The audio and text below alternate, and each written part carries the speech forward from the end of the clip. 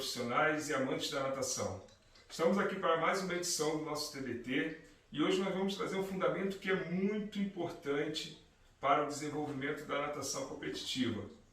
Eu e o professor Rodrigo Ávila, mais uma vez, vamos trazer nosso grande amigo Adriano Gomes para falar sobre saídas. E aí, Rodrigo, tudo bem? Fala, Marcelo, tudo bem? Fala, Adriano. Fala, Adriano. Fala aí, turma. Tudo certo? Beleza? Obrigado aí. Tô ficando famoso aqui pela Uniswim, hein? Obrigado. Sim. Tá ganhando uma cadeira cativa aqui. Legal. Pô, fundamento super importante. Essa conversa provém do TBT que nós fizemos aí juntos, né? Do 100 metros livres de 2004.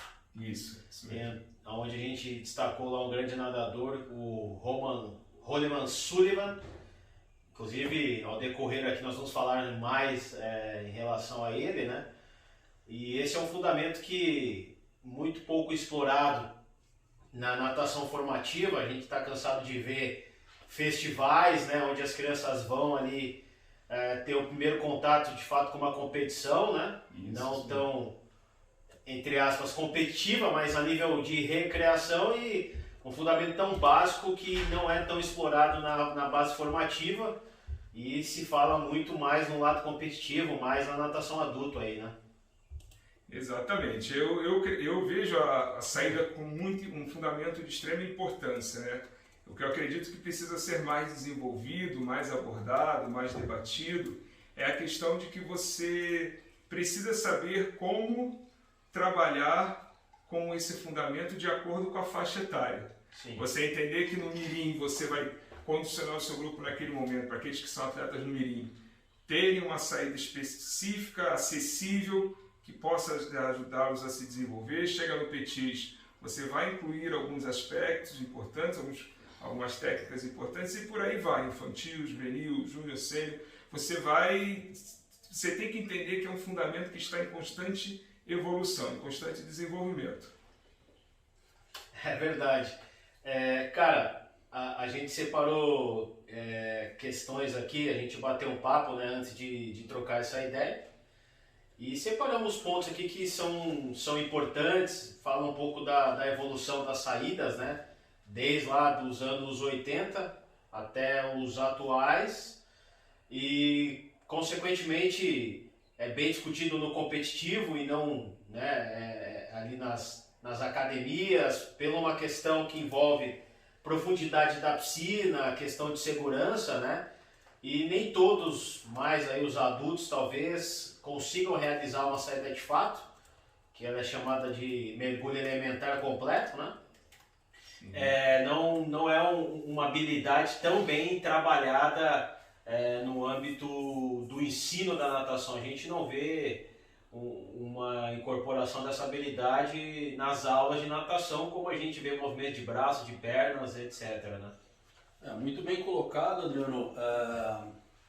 Essa questão de profundidade da piscina, nós temos aqui no Brasil não, isso não acontece, mas nós sabemos que nos Estados Unidos é proibido, né? Qualquer tipo de mergulho que seja feito em aula ou não com uma piscina com uma profundidade menor de 1,80 m. Então no Brasil isso não acontece, mas é muito bem colocado isso. Entendi. Vou compartilhar aqui a tela. Então o tema que a gente vai falar hoje, né, sobre as saídas, um comparativo em relação à evolução dela. A gente começa aqui com um pouco, né, da teoria. Então tem até uma foto aqui dos Jogos Olímpicos de Helsinki 52. E lá tinha-se um bloco de partida que ele é fixo, era de concreto mesmo, né? Sim. Até algumas piscinas que a gente conhece aí hoje em dia ainda tem esse legado, né, como base. Ali percebe os nadadores posicionados numa posição que a gente fala que é a posição de agarre, que a gente vai falar também daqui a pouco, né? E não tinha tanto movimento técnico, né? Mais uma saída esportiva mesmo, que provinha aí de outra modalidade como atletismo, então que seria ali uma saída esportiva. E aí, como já dito, na natação a gente pedagogicamente chama de mergulho elementar completo, né? Então, com os braços sobrepostos, e realiza-se então um mergulho de cabeça com os braços sobrepostos, que seria um aspecto relacionado à segurança, né? E aí envolve outras questões como a hidrodinâmica, a própria aerodinâmica, né? Os braços sobrepostos ali a fim de aumentar a velocidade do salto, né? Exatamente. E quanto mais a gente observa que o nadador vai se desenvolver dentro da modalidade, ficando mais velho, vai adquirindo outras habilidades, você percebe que as valências físicas capacidades físicas, como queira ser chamado, cada uma delas vai ter uma relevância maior para a eficiência dessa saída, né? Inclusive, vamos falar um pouco sobre capacidade física no próximo. Estou dando aqui um spoiler, né? No próximo meeting nosso, Legal. Vamos falar sobre capacidades físicas. Aguardem, porque realmente dentro da saída é um fator que vai ganhando importância no decorrer do desenvolvimento do nadador. Exato. E aqui, né, descrevendo um aspecto mesmo pedagógico, né, o que é a saída. Então a gente tem uma posição inicial, né, com os avanços aí que a gente vê na foto dos blocos, né, fazendo um comparativo de 52 para os tempos atuais, obviamente é muito difícil. O avanço da tecnologia, qualidades, avanços em relação ao estudo do movimento, biomecânica e tudo mais. A posição inicial é importante, então que é a posição do bloco, né? Ela que vai determinar se você vai ter sucesso ou não nas fases seguintes. Muita gente acha, eu não sei a opinião de vocês, mas eu já ouvi isso diversas vezes, que a turma acha que a saída é a parte do voo, né? Que é denominada como salto. Então já vi muitas discussões, essa questão que todo mundo acha que a saída é apenas o voo, é apenas o salto, e não é, né? Então começa desde a parte da saída, a posição inicial, melhor dizendo, o salto, ou o voo, a entrada na água, a parte submersa, que seria a transição ali, né, para os movimentos iniciais do nado, e a parte do blackout, que é quando o nadador acaba furando a superfície, dependendo do nado. Obviamente nós estamos falando aqui do crawl, costas e do peito, não do borboleta, que aí fica como sugestão talvez fazer um outro TBT de saídas de costas, porque acho que aqui não cabe, vai ficar muito grande, né? E aí tem até uma curiosidade aí no final que a gente vai apresentar do Caleb Dressel, né, que tem hoje talvez a melhor saída e a mais eficiente, tem um porquê disso, e mais para frente aí a gente vai discutir. Mas, minha opinião que, de novo, pouco se trabalha aí quando a gente fala nas academias, uma realidade mais próxima aí das nossas, né, como professores de unidades, de academias, não tanto competitivo, mas pouco se trabalha esses aspectos com os nossos alunos, né? Não sei como é que é isso aí para vocês, pelo menos lá com a criançada, nos níveis de aperfeiçoamento, eram habilidades que eu acabava explorando bastante, né? Realmente o que você falou, entrando nesse debate, nessa questão, né, até aproveitando a primeira vez que nós estamos fazendo o nosso TBT em formato de mesa redonda, né? Exato. E vamos aproveitar justamente porque o que eu considero importante, né, para reforçar o que você falou. Acredito até que no nado de costas, embora a gente possa fazer um TBT depois voltado totalmente para a saída do nado de costas, mas existe também essa confusão, esse equívoco, esse questionamento sobre qual é a parte mais importante. O que eu observo é o seguinte: falar sobre a parte mais importante da saída, isso vai depender muito daquilo que eu falei lá no início, né? Da idade, do nível de desenvolvimento. Você não pode exigir, mesmo um nadador petis, que é aquele petis que já se destaca num torneio sudeste, que vai chegar no ano seguinte já pensando em resultado no brasileiro infantil, você nunca vai poder cobrar que a saída dele seja igual ao garoto do juvenil. Exato. Né? Mesmo que seja um garoto juvenil ainda de campeonato estadual, brigando por índice para o brasileiro, com certeza a realidade vai ser muito diferente. Ele vai ter mais recursos por uma série de fatores. Então, o importante é compreender o que cada faixa etária, o que você pode conseguir de cada nível de desenvolvimento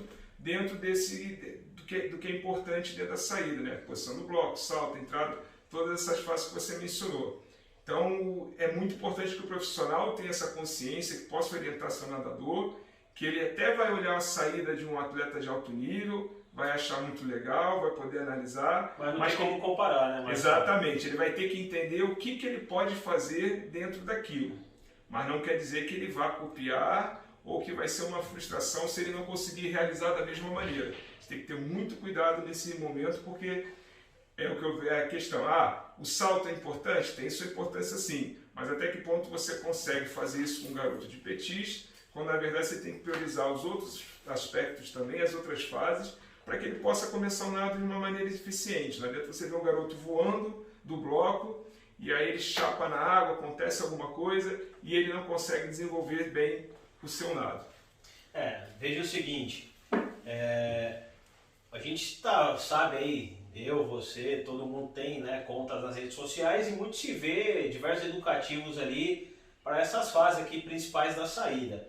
Mas tem que tomar cuidado, né, cara? Porque nem tudo que tá ali cabe para você. E aí a turma quer inventar, a turma quer ficar variando sempre. E não é isso a natação, né?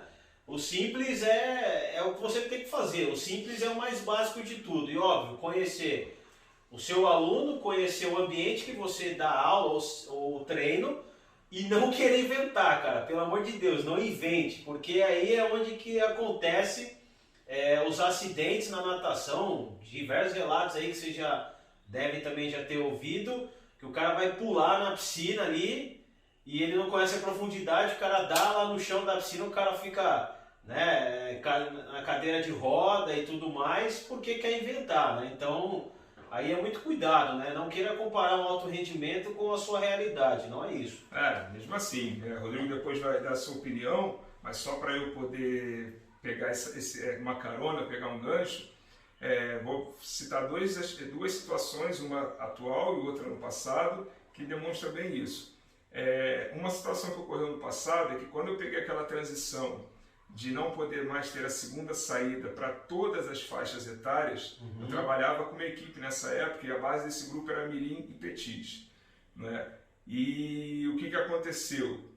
Houve na ocasião, você estava morando e trabalhando no Rio de Janeiro, houve uma concessão para o mirim, que o mirim ainda teria direito a uma segunda saída, apesar de ser uma competição para nadadores não federados, mas que a partir do petis todos eles obrigatoriamente teriam que seguir a regulamentação da FINA. A primeira coisa que eu fiz, sentar, conversar com todos eles, explicar, principalmente aqueles que vinham nadando há algum tempo, que estavam com outra regra na cabeça, né? Estavam acostumados a outra regra, e a gente conversou e determinou que a partir daquele momento, todos inicialmente, é esse o momento de você cria uma identificação no seu grupo por vários fatores. Um deles é quando você desenvolve uma linha de trabalho técnico que todo mundo compreenda muito bem. Sim. Então naquele momento eu falei, não, todo mundo a partir de agora vai iniciar com a saída de atletismo, e à medida que se desenvolver, ganhar coordenação, ganhar força, ganhar equilíbrio e que se sinta seguro de fazer uma saída convencional, voltar a nadar, sair com os pés paralelos e tudo, isso vai ser feito para quem se sente melhor. Mas no primeiro momento, para garantir o mínimo de equilíbrio, de segurança, para você não ter os seus nadadores ali queimando provas por nervosismo, vamos recuar um pouco, né, digamos assim, porque muitos já faziam a saída convencional, vamos recuar um pouquinho e a partir daí ver quem vai conseguir se sair melhor nesse fundamento. E uma situação que acontece no presente é o seguinte, né, falando da realidade de academia. Toda vez que um aluno chega para nadar comigo pela primeira vez, eu aviso a ele da profundidade da piscina, mesmo que seja uma simples entrada na água. Quem dirá você pensar numa saída? Exato. Então parece uma coisa, Marcelo, você está chovendo molhado? Infelizmente nem tanto, né? Eu acho que ainda é um fator que precisa que todos os profissionais realmente fiquem atentos a isso. O que você acha, Rodrigo? Algo muito, muito válido, eu acho que tem que ser, sim, falado em relação à profundidade, é um risco enorme, tanto é que eu brinco que com as crianças eu não sou a favor de ficar ensinando a saída convencional. Eu ensino a criança a pular do bloco, a brincar e entrar na água, mas não o mergulho convencional. Primeiro, a grande maioria das academias que eu conheço, as piscinas são muito rasas. São poucas piscinas que você fala assim, putz, essa tem uma certa segurança. Então, é um cuidado que eu costumo tomar, é um cuidado que eu acho que todos deveriam tomar, não é uma brincadeira. O Adriano já citou, é um risco muito grande. E assim, não digo nem de bater a cabeça e ficar numa cadeira de rodas, mas de bater a boca, quebrar um dente. É um risco que, na minha opinião, é desnecessário e as pessoas não tomam esse cuidado. Eu acho que é um cuidado que tem que ser tomado, é uma coisa que tem que ser muito bem analisada. E são pequenos detalhes que fazem a diferença. Como, por exemplo, eu já vi em academia o professor ensinando o aluno a fazer um mergulho simples, só que ele não prende os dedos na borda. O risco de você escorregar é muito grande. Exato. E aí você escorrega e você bate o pé na borda, você bate a canela na borda. Exatamente. Então assim, não é só o fato de você bater no fundo da piscina. Então tem toda uma preparação, não é algo simples e largado. Em relação ao que o Adriano falou, das saídas que ele mostrou na imagem de Helsinki 52, e aí essa outra imagem na qual imagino eu que seja, não é no Rio essa aqui, mas deve ser do Campeonato Mundial. É o Campeonato Mundial, né? E assim, nós percebemos a diferença no bloco de partida já. Antigamente era um bloco pequeno que cabia praticamente os pés, e olha lá, quem tinha um pé muito grande ficava com a palha do pé para fora, e hoje em dia o bloco é enorme, Em provas de revezamento você percebe a pessoa dando uma passada em cima do bloco para fazer a saída. Então assim, é uma evolução na natação que na minha opinião é algo que não vai parar por enquanto. Não. Falando da saída do nado de costas, que a gente pode explorar com certeza, eu sou de uma época onde não existia nada e o pé tinha que ficar submerso. Depois eles liberaram o pé ficar, uma parte do pé ficar fora da água, e hoje em dia, né? Um em cima e um embaixo. isso, e hoje em dia você tem um suporte. Então a saída do nado de costas evoluiu demais. Sim. Então isso é algo sim a ser explorado, a gente com certeza vai explorar, a ideia é fantástica. E esse cuidado com saídas, seja da iniciação da criança ou do adulto ou do alto rendimento, tem que sim ser tomado. Foi o que eu falei anteriormente. Nos Estados Unidos existe uma lei onde é proibido, independente da faixa etária, independente do seu nível de atleta. Não pode. Não é permitido e com isso você evita uma série de acidentes aí que a gente vê acontecendo. Muitas vezes são acidentes bobos, acidentes que as pessoas tentam esconder, porque coloca a imagem do professor, a imagem da academia, isso tudo é ruim, né? É verdade. Bom, estamos seguindo aí, cara. E se a gente fazer um comparativo, né? Existiu e agora existe uma saída que é carpada, que era carpada antes e hoje é uma saída mais estendida, né? Então tem aqui os 50 metros livres de 96 de Atlanta, onde o Fernando Scherer nadou, né, essa prova. E aí a gente vê, ó, os nadadores, alguns já faziam, olha lá, percebam, o segundo e o terceiro nadador já faziam uma saída de atletismo, que a gente fala, né, que é a tracking start. E muitos ali faziam um movimento carpado, né, que é o voo, a fase aérea, né, da entrada do corpo na água. E nos tempos atuais o que a gente vê, que é uma consequência, né, também do avanço dos blocos de partida, os nadadores já entram numa posição mais estendida, né, não tanto carpado. Então não há essa flexão aqui de quadril na parte do voo, e depois faz o movimento estendido, então os nadadores já saem numa linha, né, mais linear ali entrando com o seu corpo totalmente estendido, como a gente vê aqui no 50 metros livres de 2016 nos Jogos Olímpicos do Rio, né? Então tem uma diferença aí. Vamos só voltar mais um pouquinho, ó, das duas saídas. E aqui, ó, os três nadadores aqui fazem, vocês vão ver quando o juiz apita, né? Olha lá, ó, os três aqui já fazem uma saída, para aquela época já era uma coisa diferente, né? E o que muda é a fase de entrada na água, né? Movimento carpado e movimento mais estendido. É uma evolução, como eu disse, é uma evolução que assim, é algo que não tem parada. No primeiro vídeo dá para você observar, mesmo o atleta fazendo uma saída de atletismo, o atleta da raia 7 aqui, dá para ver, na qual ele faz o agarre e ele projeta o corpo dele para trás, para ele ter uma força para puxar. Então ele faz uma força com o braço para ter uma impulsão melhor. Hoje em dia você já não vê isso. E hoje em dia algo muito legal de se observar é que nessa época você ainda tinha as duas saídas. Hoje em dia não vê mais. É todo mundo fazendo saída igual. Técnicas diferentes, mas a saída é a mesma posição. Sim. As técnicas de saída mudaram. Cada atleta tem a sua, na qual você se adapta melhor e na qual você tem uma melhor projeção do corpo, né? Na qual nós vamos explorar isso mais para frente, falando de dois caras fantásticos, mas é algo muito legal a se observar, né? Essa mudança, essa evolução e adaptação de cada atleta. Exatamente. Agora, aproveitando ainda essa imagem, né, da apresentação, observe a diferença dos blocos. Sim. É uma diferença também, gritante, né? Porque não estou dizendo que o bloco de Atlanta foi péssimo, mas era o bloco da época, era o padrão da época, né? Aí você olha para o bloco desse Mundial, que provavelmente... não, esse aqui já foi o vídeo, foi só o vídeo anterior que não foi, da primeira do bloco.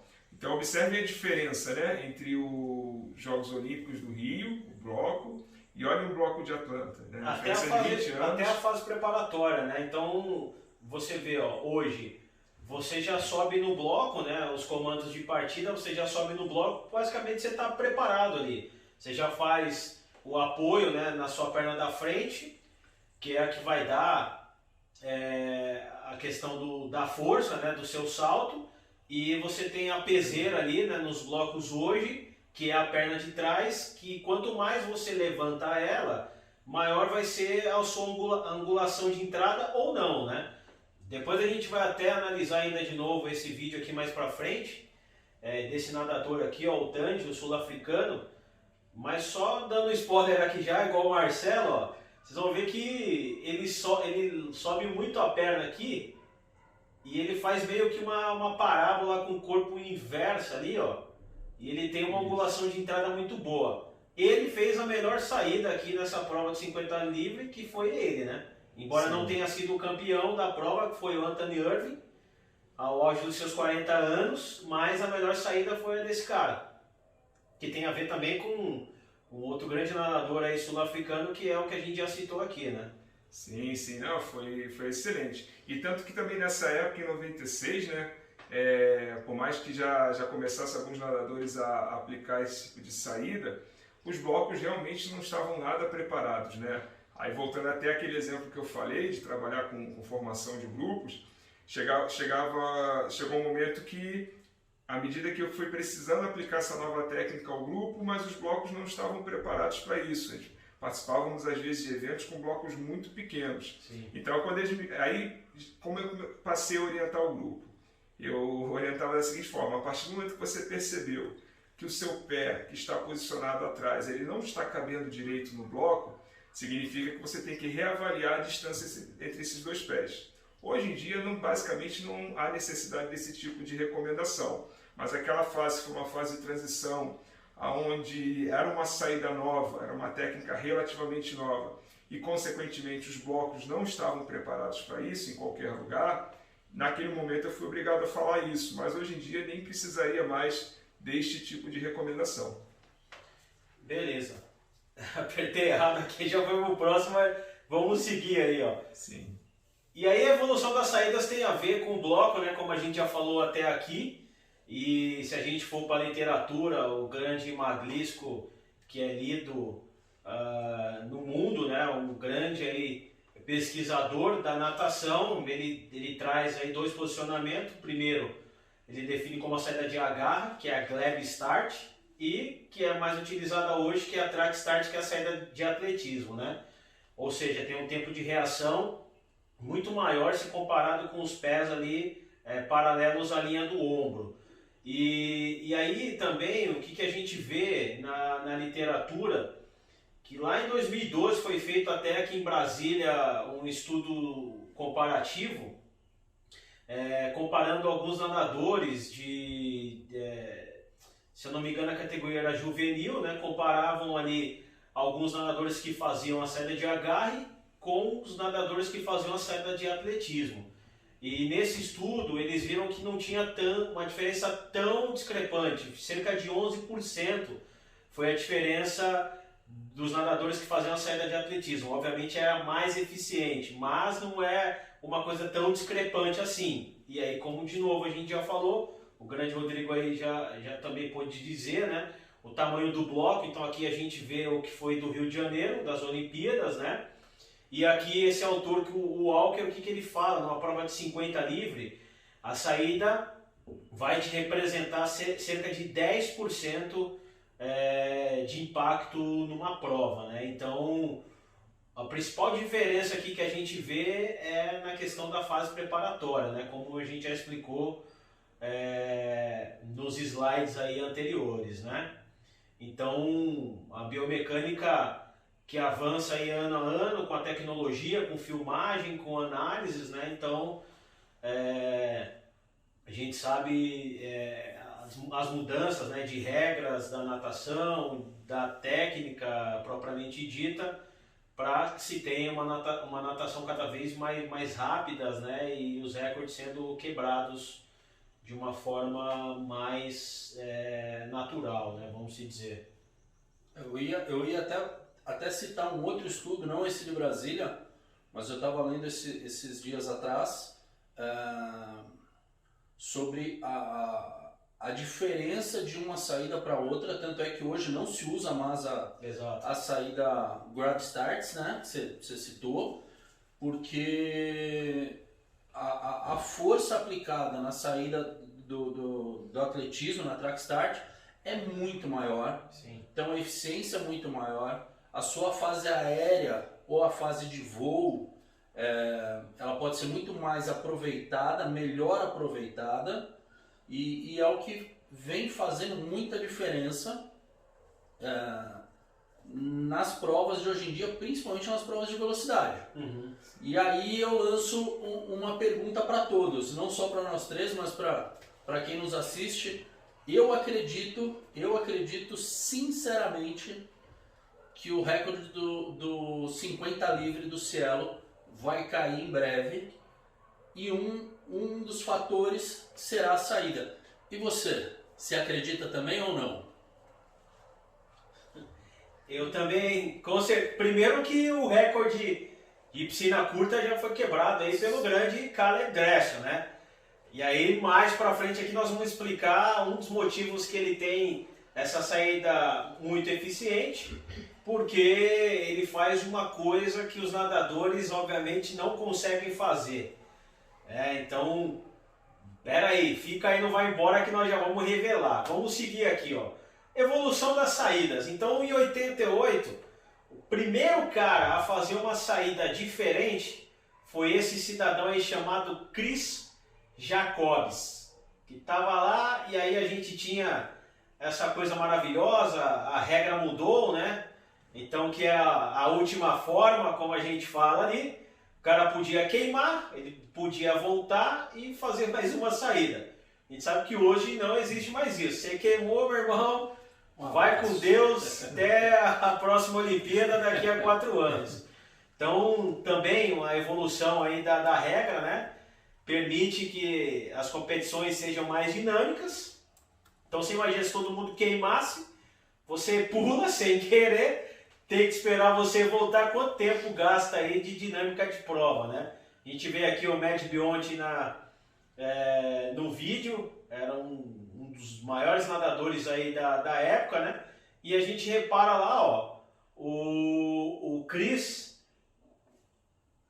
que não vai dar para ver bem, ficou um pouco escondido, mas ele estava ali, ó, vou voltar um pouco o vídeo. É o nadador que está na raia 5 ali, ó. Percebam que ele é todo mundo mantém ali a saída de agarre. Ai, passei. Deixa eu tentar pegar aqui. Mas é possível perceber ali num determinado momento do vídeo pela posição do quadril. Exato. A posição do quadril dele está um pouco mais baixa que os demais. E você consegue observar a fase aérea da saída também é diferente. Olha lá, ó. É esse aqui, né? Isso, o quadril mais baixo. E né? você observa, se você colocar o play, você consegue observar que a fase aérea também é diferente. Sim, sim. O quadril está mais baixo que os demais. Olha lá. A fase aérea também é diferente. Exatamente, né? Então, esse foi um dos... Embora não tenha sido ele que tenha ganho, né, essa prova, mas ele chamou a atenção, né, nessa prova por conta de realizar, né, esse tipo de saída. Então, desde 88 aí, estamos falando de 32 anos, o primeiro cara a fazer uma saída diferente foi isso. E aí, com o passar dos anos, né, então aqui Popov e Gary Hall Jr., em 96, também adotaram esse padrão aí de saída, que estão aqui nas aias centrais, olha só. A mesma condição, né? A fase aérea também muda um pouco. É que eu não consigo pausar o vídeo aqui. Olha lá, ó. Mas dá pra ver a questão da perna, né? Os dois aqui, ó. Fazendo a saída, né, de atletismo. Aproveitando na imagem que está, você consegue observar a posição das pernas afastadas do Popov e eles já estão totalmente fora do bloco. Exato. E o nadador ao lado ainda perdendo contato com o bloco. Exato. Ele nem está na posição ainda de voo. Está mantendo o pé em contato ainda. Justamente. Né? E o Popov já dá para ver que ele está completamente fora do bloco, os pés ainda afastados, mas ele já está em posição para entrar na água. E olha, e é uma prova de 50 metros, né? Nesse caso uma prova de 100 metros, mas é uma diferença absurda e uma boa saída para quem gosta de natação, sabe que faz toda a diferença. E de novo uma prova de 100 metros, né? Então em 88, 100 metros livres, aqui em 96, então 8 anos depois, né? Mais um padrão aí de saída, então Popov e Gary Hall avançando mais um pouco, chegando no ano 2000, como a gente falou, né, o ano 2000 é um ano que muita coisa na natação começou a mudar, e aqui a gente já vê que 50% dos nadadores mantinham-se uma posição de agarre e posição de saída, os outros 50%. Então aqui em destaque o Peter. E aqui, ó, a gente vê, voltando um pouquinho, e aqui a gente vê que metade faz a saída de agarre e metade faz a saída de atletismo, né? E dá para observar também, assim, principalmente na primeira baliza, que o pé do atleta está praticamente fora do bloco. Exato. Existiu essa evolução na saída, na posição, porém o bloco ainda era igual. Não havia mudado. Não havia mudado. Você pode ver que é um bloco ainda estreito. Então são nadadores cada dia maiores, nadadores cada dia com os pés maiores e o bloco pequeno. E grandes nomes aqui, né, cara? O Popov, o Michael Klein, Gary Hall Jr., o Peter, Lars Folander, Neil Walker. Exato. Então, naquela época, os caras aí que dominavam a natação nível mundial, não é à toa que é uma final olímpica, e aqui muitas mudanças, até da saída já, então já avança a questão da saída de atletismo, padrões de braçadas também começaram a mudar por aqui, né? Enfim, o avanço em relação às regras também aí da natação. O grande divisor de águas na natação mundial Justamente, né? Foi a virada do século aí, foi Exato, literalmente, o né? que mudou tudo, Com justamente. certeza. E chegando em 2014, ou melhor, 2004, aqui a gente já vê uma Olimpíada que todos os nadadores já mantinham, exceto o grande Ian Thorpe, todos os nadadores ali já mantinham o mesmo padrão que era a saída de atletismo, embora não se tinham ali os apoios, né, a peseira, né, o novo bloco de partida, e aí todos os nadadores já mantinham um padrão de saída igual, exceto o Ian Thorpe, que também tinha um padrão de nado diferente de muitos nadadores aí, né? E tanto a sua roupa também era diferente de todos os nadadores aí. Então a gente passa e chega aqui no ano de 2004 onde foi realmente a última Olimpíada, onde você via a saída de agarre sendo executada nas provas de natação. A gente está falando dos 100 metros livres, mas para todas as provas, a partir de 2008 em Pequim, né, já foi adotada esse tipo de estratégia, esse tipo de saída aí, né?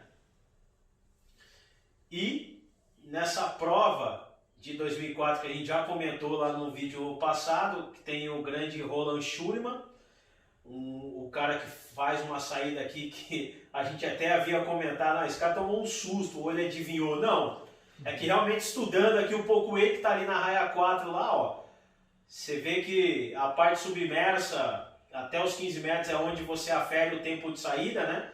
Ele era muito eficiente. E aí tem um porquê disso. Tem a ver com os tipos de saída. Então tem o Cielo, que quando ele faz, né, a saída, ele leva os braços para trás. O que isso quer dizer? Então, quando você projeta o seu corpo para frente, para você ser mais eficiente, você vai para trás. E o que os nadadores fazem? Alguns trazem o braço para trás, que é isso aqui que a gente está vendo com o Cielo fazendo, né? Outros mantêm o braço sobrepostos, como a gente vê na foto de cima. Então, são estilos de saída, né? Diferente. E o Roland Schulman, aí nos anos 2000, que é esse cara aqui, ó, ele fazia um movimento muito parecido aqui com o do César Cielo, né? Embora essa saída não tenha sido tão eficiente, a gente percebe quando ele entra na água e espalha muita água, porque ele está flexionando as pernas, olha só. Não é uma saída tão eficiente nesse vídeo que ele gravou.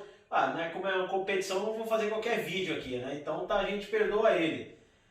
Mas ele é um cara que foi um precursor de uma saída. E aqui a gente tem o Brad Tunney aqui, ó, que também é um sul-africano. Se a gente analisar bem, ó, a gente percebe que ele traz os braços bem para trás, aumentando, né, o centro de massa, o peso do corpo distribuindo melhor, ó. Faz um salto bem grande e a sua perna de trás, que é a que vai dar uma direção, olha só, a direção da entrada no corpo na água, então ele entra bem clear ali, né? Eu diria até que assim, comparando essas saídas dos últimos anos e tudo, a gente observa o seguinte.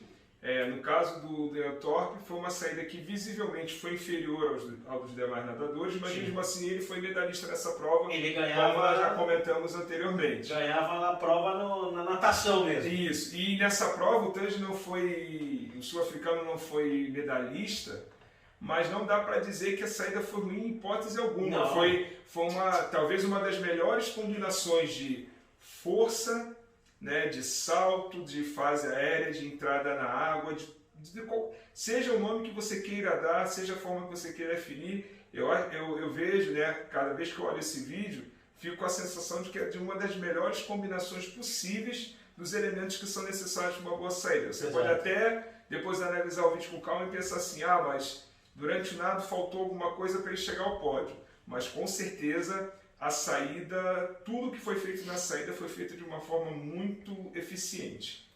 Tem até aqui, ó, Marcelo, um vídeo que explica, né, essa questão da saída. Ó, olha só, é a mesma prova, só que num ângulo diferente. Ó, olha só como a perna traseira dele sobe, né? Sim. E quanto mais você subir essa pernada, percebe que eles estão fazendo um comparativo com o Fratos aqui, que está aqui do lado, que foi sexto na ocasião. E aqui, ó, vocês vão ver que quanto mais ele subir a perna, ó, olha só a diferença da perna de trás dele para os demais nadadores, ó. Então ele joga muito a perna para cima e ainda está mantendo o pé da frente em contato com o bloco, assim como todos os nadadores, mas a diferença está na perna traseira.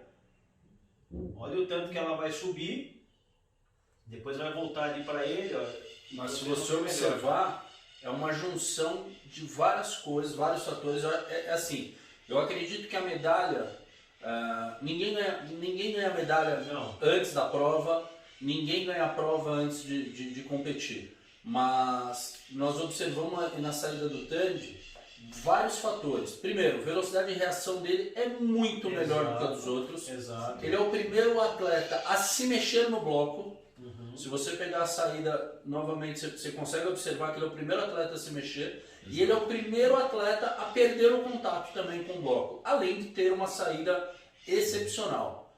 Você percebe sim na angulação da perna o quanto sobe o pé de trás e em relação a todos, né? Você percebe que todos estão baixos e o dele está alto, mas ele é o primeiro atleta. Aqui nessa imagem dá para ver ele com a perna totalmente estendida já, o Fratos que está do lado, que é o que dá para observar melhor, ainda com a perna flexionada, e alguns outros também. Exato. Então isso é um grande diferencial. Claro. E como eu disse, não é porque ele fez a saída ótima que ele vai ganhar a prova. Não.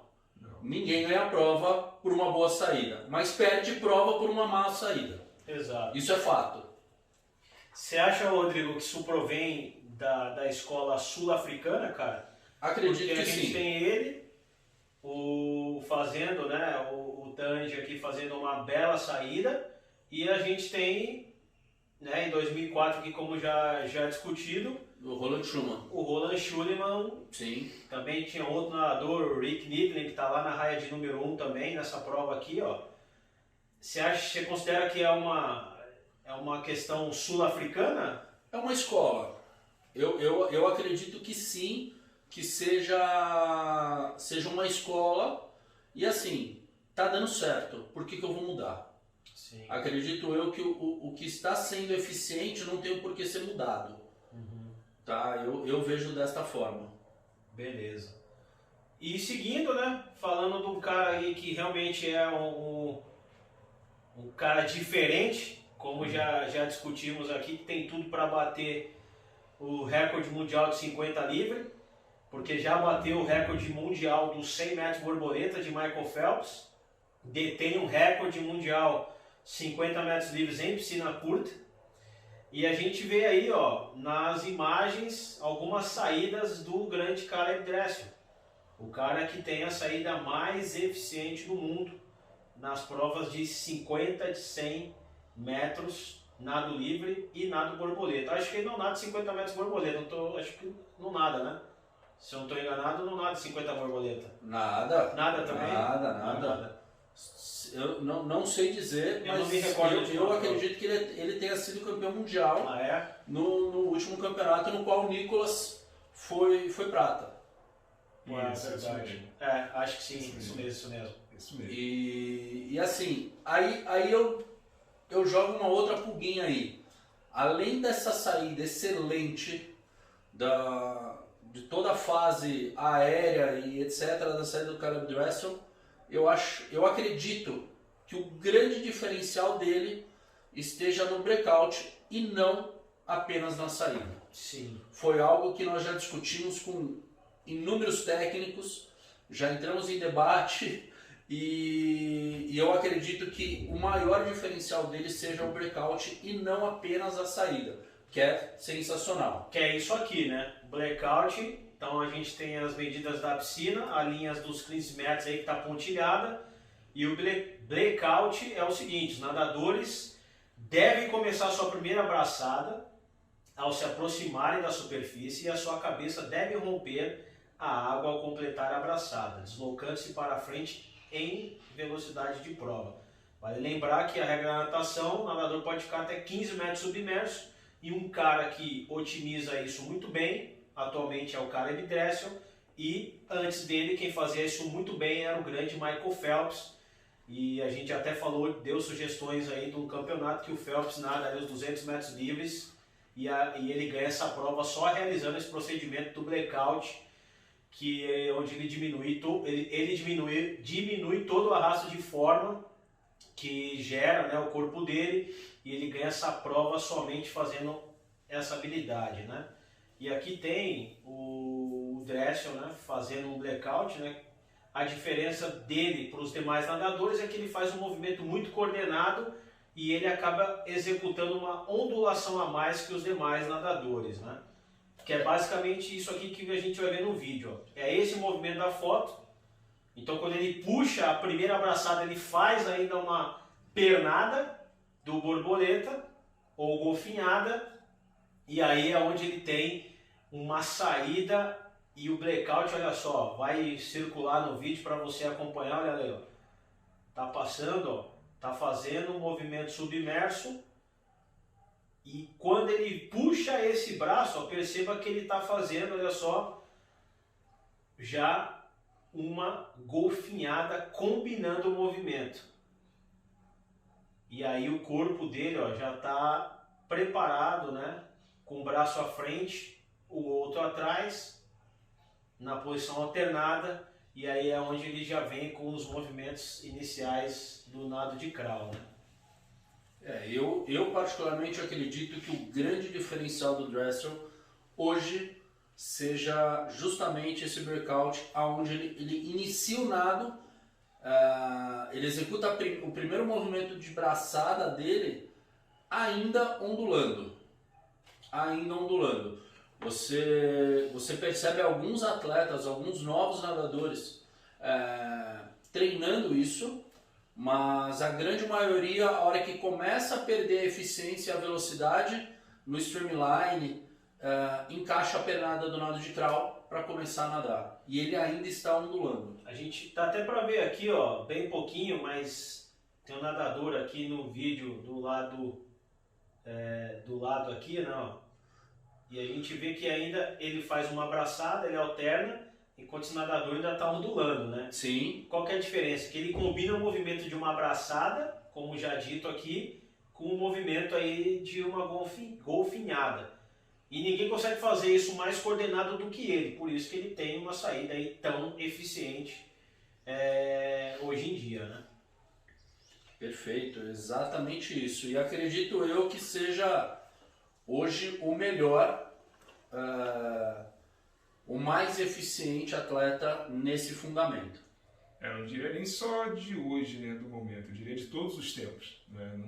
Não se vê esse tipo de coordenação, de combinação, de aplicação de força e de eficiência de braçada como a dele. Isso aí realmente, eu não diria que é só até o momento e toda a história da natação competitiva realmente é o mais eficiente. Eu não costumo comparar muitos anos, porque a evolução da natação ela está numa velocidade absurda, seja por questões de traje, seja por questões tecnológicas, a questão do próprio bloco de partida. Então tudo vem evoluindo, as piscinas vêm evoluindo. Hoje a piscina é algo que faz muita diferença.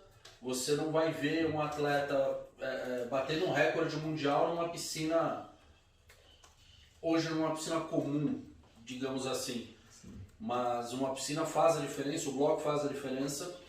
Então é muito difícil comparar, tá? A gente comparar tipo de 2000 para 2020. Sim, sim. Então, assim, existem recordes antigos? Existem recordes antigos. Ah, mas só por conta dos trajes? Difícil dizer. Mas eu fazer uma comparação do recorde mundial, por exemplo, do Manuel dos Santos, onde existia um bloco pequeno, uma saída muito simples e chapada, com hoje em dia. É uma evolução absurda, uma tecnologia que mudou completamente. Então, acredito eu que assim, se pegarmos os últimos 10 anos, por exemplo, seria perfeito. Seria perfeito para para fazer essa comparação. É isso aí, cara. Tem assunto pra caramba, né? Ixi! Mas a gente tenta ser dinâmico aqui, é que o negócio vai tomando um rumo, não tem como. É que é muito legal aí discutir tudo que envolve a natação. E fica como sugestão, cara, o próximo é vocês falarem sobre saída do Costa. Se me chamar, venham de novo, hein? Por favor, cara. Bom, muito bom, muito bom. Vamos estudar essa possibilidade, quem sabe aí a gente não faça isso. E eu queria aproveitar, falar para todos os nossos seguidores, etc.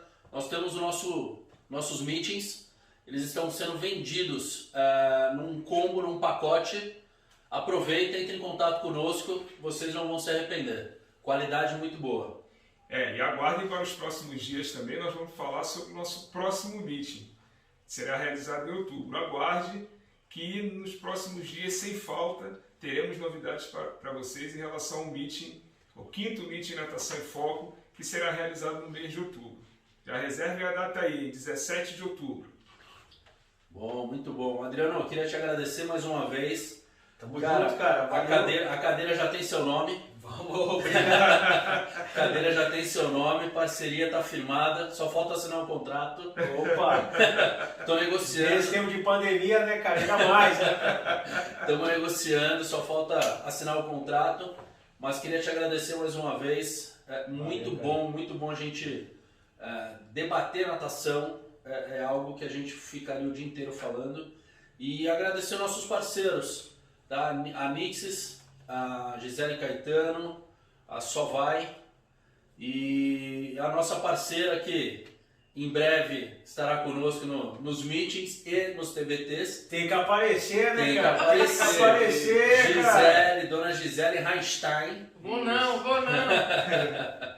Muito obrigado mais uma vez, Adriano. Tamo junto aí, Um cara. prazer. Valeu! Show, valeu. Até a próxima.